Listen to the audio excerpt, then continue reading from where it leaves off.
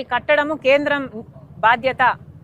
అమరావతి కట్టడానికి ఎన్ని అయితే డబ్బులు అవుతాయో పూర్తిగా నిధులు ఇవ్వండి, తప్పితే మాకు అప్పులు ఇవ్వద్దండి అని చెప్తూ స్టేట్ రీఆర్గనైజేషన్లో పెట్టిన అన్ని వాగ్దానాలను హామీలను కూడా గుర్తు చేస్తూ అవన్నీ కూడా నెరవేర్చాలి అని పార్లమెంట్లో కాంగ్రెస్ పార్టీ తరఫున మాట్లాడడం జరిగింది.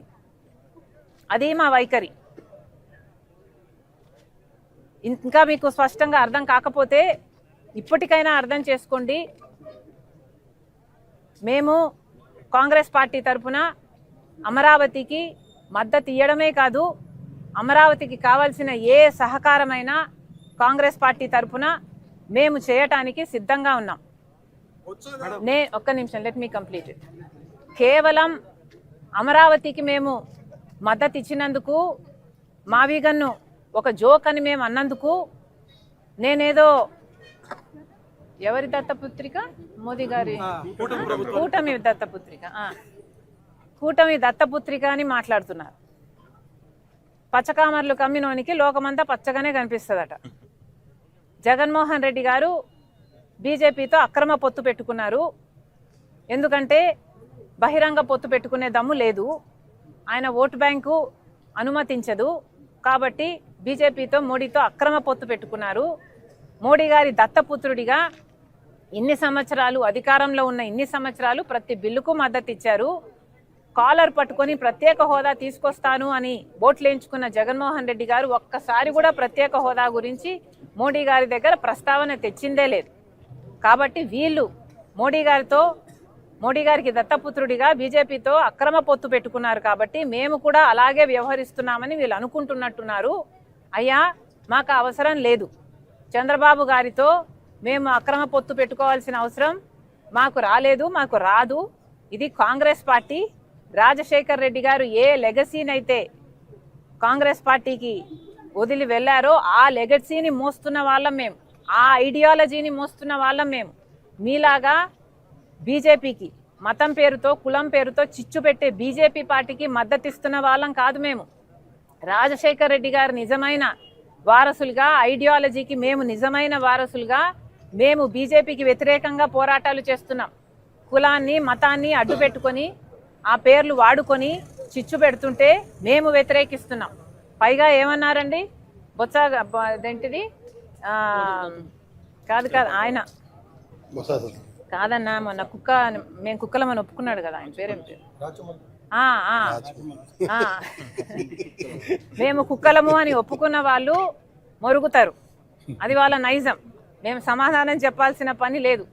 కానీ మేము ప్రజల పక్షాన పోరాటం ఏం చేశాము అని అడుగుతున్నారు కదా. మేమేనండి ప్రజల పక్షాన పోరాటాలు చేస్తున్నది. విశాఖ స్టీల్కైనా మేమే పోరాటాలు చేశాం, రైతుల పక్షాన మేమే పోరాటాలు చేస్తున్నాం. ఇప్పుడు ఉపాధి హామీ పరిరక్షణ యాత్రగా 50 రోజుల వ్యవధిలో ప్రతి పార్లమెంటులో 2-3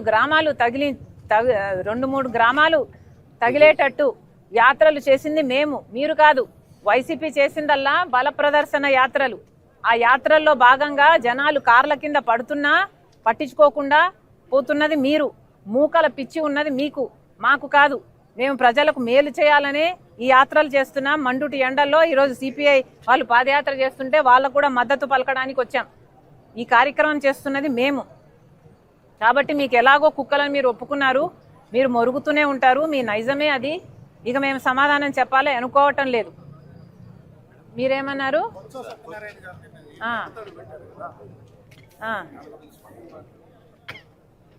బొత్స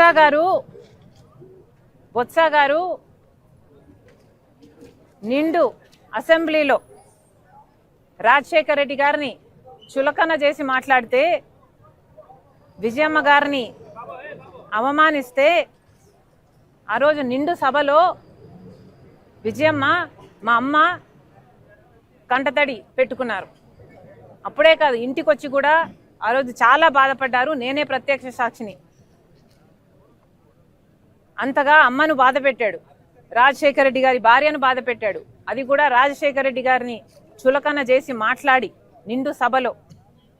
అలాంటి బొత్స గారు నిన్న కన్నీళ్లు పెట్టుకున్నారని విన్నాం. ఎందుకు పెట్టుకున్నారో నాకైతే తెలియదు, కానీ నిజంగా విజయమ్మను అంత బాధ పెట్టినందుకు పశ్చాత్తాపంతో కన్నీళ్లు పెట్టుకోవాల్సిన అవసరం నిజంగానే బొత్స గారికి ఉంది. గతంలో అన్నాడు కదా వైఎస్ఆర్ మరణానికి కారణం జగన్ హస్తం ఉందని చెప్పాడు.